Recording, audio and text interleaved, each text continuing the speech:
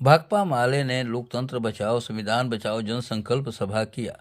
यह सभा भाकपा माले द्वारा कर्पूरी जयंती 24 जनवरी से चल रहा जनसंकल्प अभियान का समापन पर गांधी जी के शहादत दिवस के पूर्व संध्या पर वीर कुंवर सिंह स्टेडियम में हुआ। सभा की शुरुआत गांधी जी और कर्पूरी ठाकुर के शहीद वेदी पर मल्यार्पण एवं श्रद्धांजलि के साथ हुई, जिसके बाद शहीद गीत हुआ।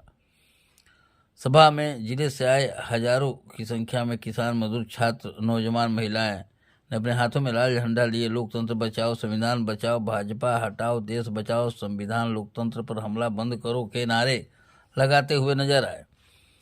इस अवसर पर राष्ट्रीय महासचिव दीपंकर भट्टाचार्य, राज्य सचिव कुणाल तरारी, विधायक सुदामा प्रसाद, अज्ञाव विधायक मनोज मंजिल सहित कई नेता इस कार्यक्रम में शामिल हुए। आइए देखते हैं पूरा नज़ारा क्या रहा।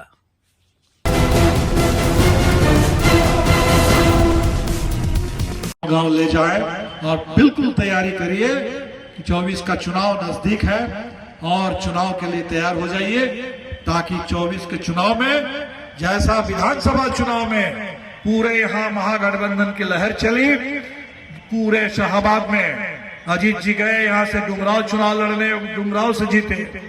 आरा शहर की सीट चंद वोटों से किसी तरह हम लोग हार गए, लेकिन नहीं तो पहले चरण में जो चुनाव हुए हमारे 9 उम्मीदवार थे और 9 में 8 साथी हमारे जीते। काराकाट से जीते हैं, अरवल से जीते हैं, आपके बगल में आपके घोसी से जीते हैं, पालीगंज से जीते हैं, फुलवारी से जीते हैं। तो जो 2020 का नजारा था बिल्कुल उसको तैयारी को और आगे बढ़ाइए और इस बार 24 के चुनाव में लाल झंडा गाड़ दीजिए, तिरंगा झंडा गाड़ दीजिए और कह दीजिए कि हाँ, भारतीय जनता पार्टी और आरएसएस की चाल चलने वाली नहीं है, दाल गलने वाली यहाँ नहीं है। इसी के साथ अब तमाम साथियों को फिर एक बार लाल सलाम। उसका निजीकरण हो रहा है, वो सब अदानी अंबानी के लिए सब कुछ। खेती भी बची हुई थी तो खेती को भी वो अदानी अंबानी के हाथ में देना चाहते हैं, अभी भी चाहते हैं।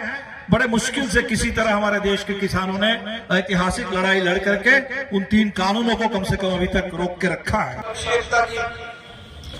तो उसमें नीतीश जी मुख्यमंत्री तो मेहमान नवाजी के लिए वो आ गए, मेजबान थे, हमारे पार्टी ऑफिस में भी आ गए। सबसे उसने कहा अच्छी बात है, लेकिन अब इस समय अचानक अब फिर उधर चले गए।